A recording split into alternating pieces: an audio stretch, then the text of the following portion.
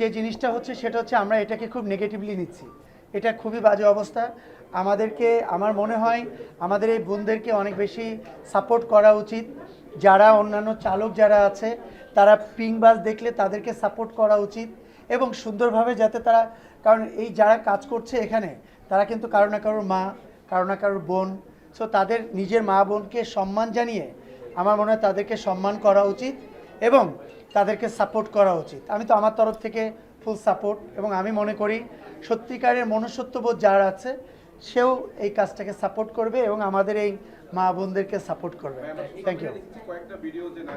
সঠিক প্যাড আর সঠিক তথ্য দিয়ে এসো সামলে নিব এক হয়ে মোনালিসা স্যানিটারি ন্যাপকিন।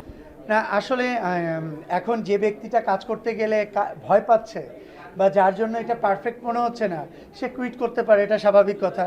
কিন্তু যে প্রজেক্টে যে প্রক্রিয়াটা রান করেছে এটা আমার মনে হয় কন্টিনিউ করা উচিত এবং ওনাদের হয়তো বা স্পেশাল একটু ট্রেনিংয়ের ব্যবস্থা করলে হয়তো মনের জোরটা আরও বেড়ে যাবে, আমার তাই মনে হয়। আর আমরা যারা আছি, যারা জনগণ আছি, তারা যদি তাদেরকে চেয়ার আপ করি, আমার মনে হয় তারা এই কাজগুলো করতে আরও বেশি স্বাচ্ছন্দ্য বোধ করবে। Thank you so much.